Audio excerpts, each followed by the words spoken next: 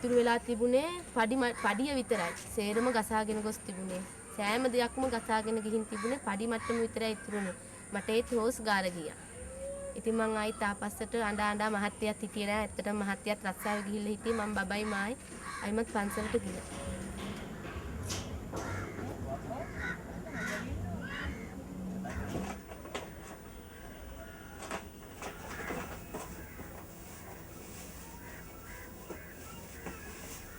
මෙහෙනම් මුලදී නම් සෑහෙන හොඳට හිටියේ. පවුල් සංඛ්‍යාව වැඩි වෙච්ච හින්දා තමයි টয়ලට් ප්‍රශ්න ගොඩාක් දුරට අපිට බලපෑවා.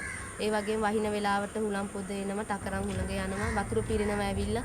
ඒ ප්‍රශ්න තමයි තියෙන්නේ. ඉතින් වෙන ප්‍රශ්නයක් නැහැ.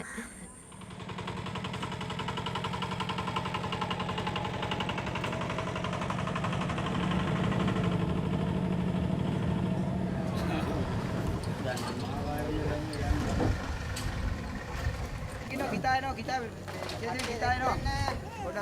Sunil Mahatma. Sunil Mahatma.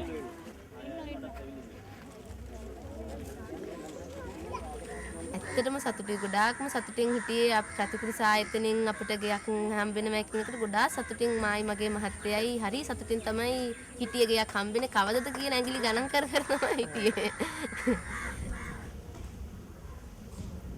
ප්‍රශ්න නම් තියෙන්නේ ඇත්තටම අපේ මහත්තයා දීවර කර්මාන්තය තමයි කරන්නේ. ඒ මෙයාම තමයි ගොඩාක්ම අපහසු. ඉතින් ඒ මෙයාම සඳහා අපිට මොටෝ සයිකලයක් හරි ත්‍රිවිල් එකක් හරි ඔබ ආයතනෙන් දෙනවනම් අපි ගොඩාක් කැමතියි.